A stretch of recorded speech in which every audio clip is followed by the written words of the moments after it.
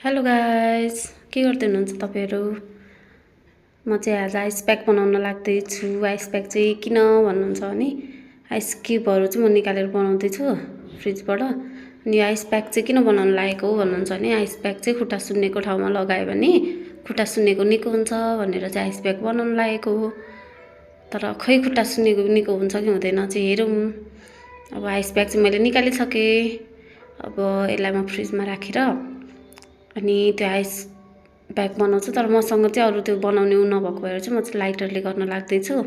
अब यो लाइटरले आइस प्याकलाई म त्यो पोलेर यसको मुख बन्द गरिदिन्छु अनि त्यसपछि चाहिँ मेरो आइस प्याक रेडी हुन्छ। ल अब यस्तो मजाले पोलेर अनि टक्कसँग पानी नछिर्ने गरी पोल्नुपर्छ के फेरि तलको भागलाई नि छुने गरी। ल आइस प्याक चाहिँ रेडी भयो। अब म यो आइस प्याक लगेर लगाइदिँदै छु।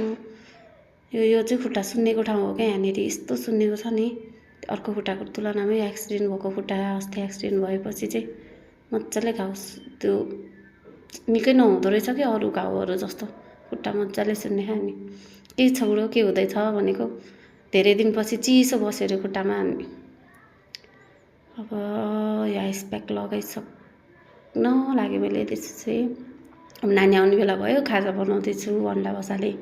मलाई चाहिँ अन्डा खासै मिठो लाग्दैन।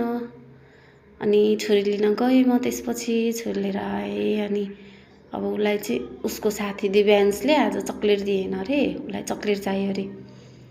अब चाहिँ म चक्लेट लिनलाई पसलतिर अब मलाई देखाउँदै छ हेर्नु नि त्यहाँ पसलमा हिँड भन्दै छ।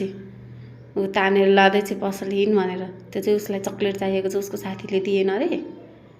अनि मलाई चक्लेट किनिदे भनेर पसलमा लिएर गएँ। अब कुन चक्लेट चाहियो भनेर सोधेको अनि यो चक्लेट भनेर देखाउँदै चाहिँ अनि त्यहाँको दिदीले चाहिँ चक्लेट झिकेर दिनुभयो। अनि केटाकेटीलाई चक्लेट भनेपछि त अब मक्खै अब चक्लेट अब बेबी भएको भए बेबीले नि माग्थे। बेबी आएकी छैन सँगै, नभए दुईजनालाई एक एकवटा चाहिन्छ। बिरालो हाम्रो घरको छेउको बिरालो चाहिँ आइरहन्छ बेला बेलामा। चक्लेट खाएको भनेर उसको बाबालाई देखाउँदैछ। अनि मलाई देऊ न छोरी भनेको नाइ भने फेरि खोलिदिनु भनेर चाहिँ मलाई नि दियो। अनि फेरि बाबालाई उसको बाबालाई चाहिँ दिएको हेर्नु न त्यहाँ। अनि उसको बाबालाई चक्लेट दिइसक्यो। अब चाहिँ मलाई नि ल्याउ न छोरी भनेर मागेको मैले। खान नपाएको नि खुसी छ कि मलाई त। अब चाहिँ मेरो अन्डा पनि पाक्ने बेला भइसक्यो होला साथीहरू। अब चाहिँ यिनीहरूलाई खाजा दिनु पर्यो। बेबी पनि उठ्ने बेला भयो।